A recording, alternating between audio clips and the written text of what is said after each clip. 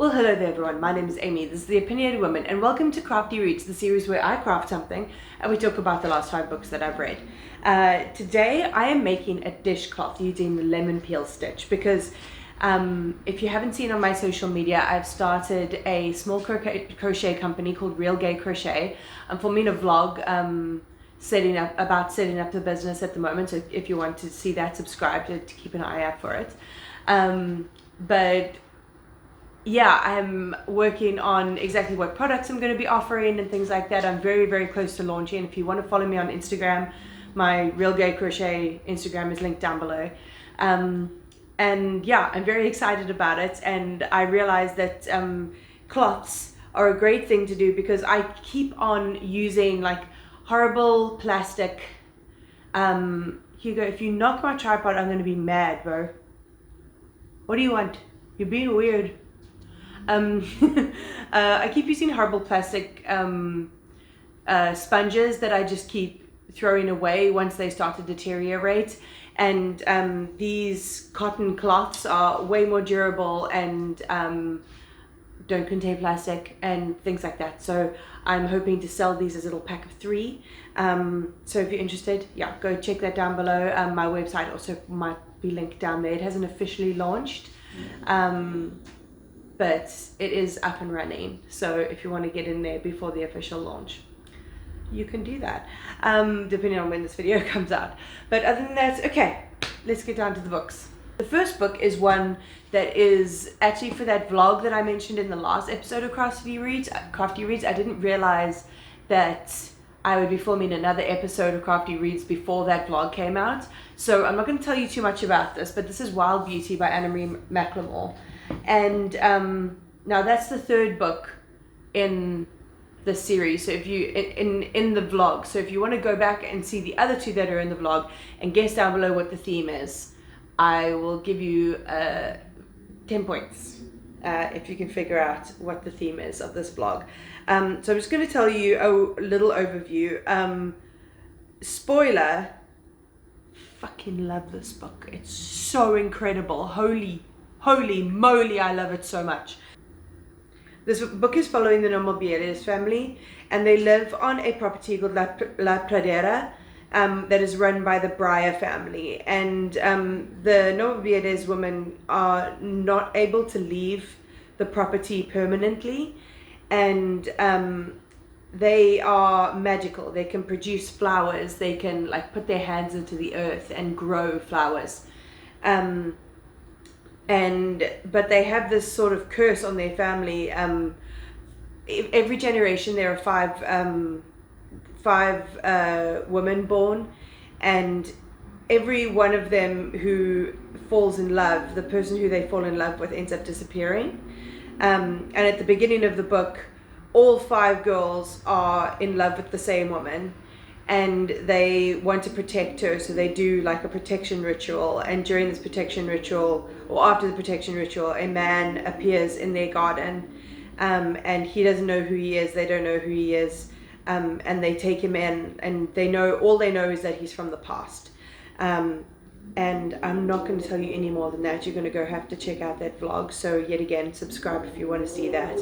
But look out for this in my favorite books of the year at the end of the year. Then I read The Secret Life of Church Ladies by Deesha Philyaw. And Philyaw, it's really hard to say that surname without like a Southern American accent. Philyaw. And I don't usually read short stories, and I don't usually read anything to do with religion because your girl's got religious trauma.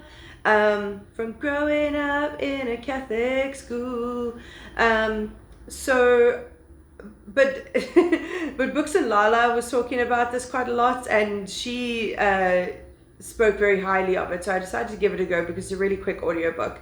And I'm glad I listened to it on audio because the narrator has this gorgeous, like syrupy, thick accent, like southern accent that just like works with the story so much. So we follow different women who are somehow connected to the church. They're either actual participants in the church, or they're on the fringes of it, or their family is really deep into the church and they're not.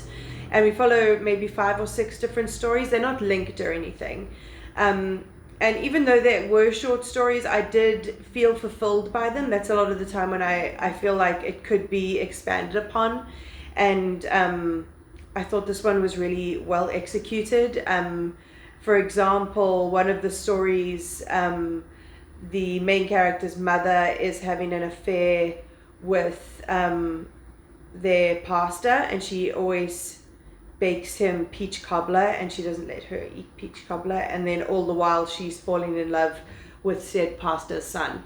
And another one, there's a young girl that is absolutely head over heels in love with another pastor's wife, and her very religious mother, I think it's her mother, or is it her aunt or her grandmother? Might be her grandmother, is reading her diaries and finding out that she's sinful, having sinful thoughts about the pastor's wife. But yeah, I thought it was really well executed, and if you can listen to it on audio, I highly recommend that. Then I read A Judgement in Stone by Ruth Rendell. I went to the library, as you can see. And I've read one of hers before, and I found it a bit disappointing, but I wanted to give it a go because I always see her books in the secondhand bookstore, and I never know whether they're worth spending my money on. So I was like, the library, perfect.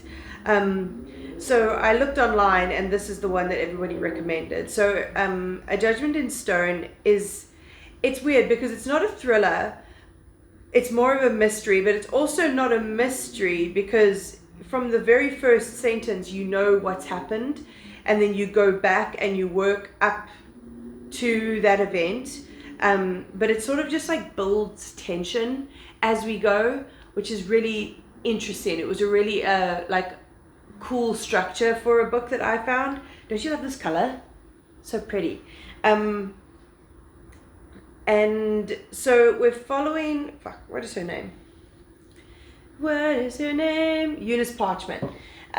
So at the very beginning, we know that Eunice Parchment has killed the family that she's been working for as a housekeeper because she can't read. And that's like already like takes you aback. You're like, what has her not being able to read got to do with killing this family? But if you can hear the wind whistling, it's really, really windy today. But we slowly the story unfolds, and we start to get into Eunice's character, and it starts to become more apparent as to why these two things are linked. Eunice Parchment is a bit of a con woman. She kills one of her parents because she's kind of sick of having to deal with them. She just smothers them in their sleep. I can't remember whether it was her father or her mother. And she spends her whole life basically blackmailing people and conning her way into jobs. She's very cold. She's very unattached. She's like a very harsh, intense woman. And she manages to get this job with the Coverdale family, which is in the countryside. It's a husband and wife, the wife's son and the husband's daughter, and they live in this big house, and Eunice comes in to be their housekeeper, and she is very ashamed of the fact that she can't read. Like, she's definitely one of those, she was a child who was sort of like really left behind when it came to her education, like because of having like terrible parents, and like not being looked after in the school system. So from no fault of her own is she in this predicament, but she's very ashamed of it and will stop at nothing to prevent people from finding out that she can't read. Even when people find out and like treat her kindly and want to help her, she still gets very defensive about this issue, which I totally understand. But slowly but surely she makes friends with this sort of fanatical religious woman that works in the town shop. She owns the shop with her husband, and she is not mentally well, and she's also fanatically religious, and so she'll have like fits and screaming matches at people about being sinners and stuff like that, and people just chalk it up to religious zealotry, where actually she's like pretty much like rather unhinged, and it's that fateful coming together that brings about the final end of the Coverdales. And I just thought that it was really well paced. It's a very small novel. It's just under 300 pages. And I just thought that the structure was really interesting. The pacing was really excellent. The like really ominous sort of feeling that grows and grows and grows towards the like denouement of the novel was really well executed, and I can tell why Ruth Rendell has been writing for so bloody long. Then I read another new favorite of the year, and that is House of Hollow by Krystal Sutherland. This one is just as beautiful inside as it is outside. It is also fucking gross. So if you don't like body horror, this is not for you, but I absolutely loved this book. So we're following the what are they called? What is their surname? The blah blah sisters, the Hollow sisters. The Hollow sisters, Iris, Vivi, and Gray. And when they are young, they're in the streets of Edinburgh with their mom and dad, and their mom looks away for literally 2 seconds and they disappear. And they reappear in the same street a month later with no clothes on. And their hair is turned white and their eyes are turned black. And their father very quickly decides that those are not his daughters, and he goes into sort of a mental breakdown and ends up killing himself. But at the part of the story that we come into, Vivi and Gray have both left home while they were in their teen years. Gray in a very destructive way with their mother. Their mother never wants to see her ever again. Vivi because she is feeling very restricted within the household, and Iris is sort of the only one that their mother has left, and she's at a private boarding school. And these girls have some kind of power. They have like Gray will kiss someone and get to like force them to do things basically, or like put them under a trance. And Vivi's the same, and Iris also has that power, but she really tries not to use it. I'm trying to think of the actual word. No, I can't remember.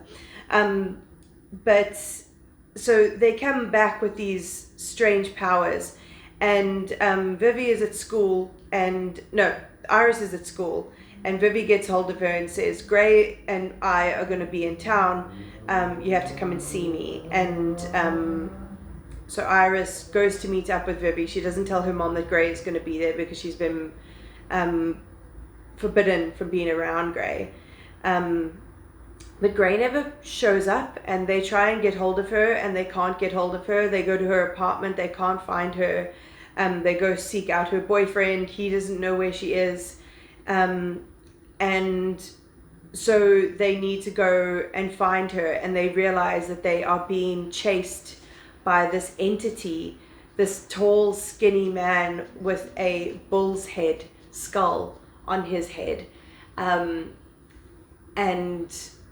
they're being chased, so they end up on the run, all three sisters together, and slowly and surely through this like very intense like escape sort of situation, they slowly but surely find out about what happened to them with when they were children, and who they really are, and what made them what they are now.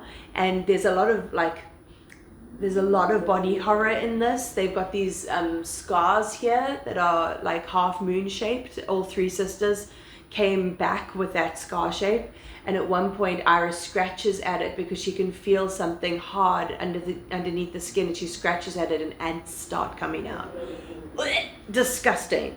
But also there's a lot of like carrion flowers that grow on bodies that just smell like death, and it is absolutely visceral and nasty, and I don't want to tell you too much because there's so much of the story that you unfold piece by piece as different events happen, and it's a lot more like fast paced than what I usually read.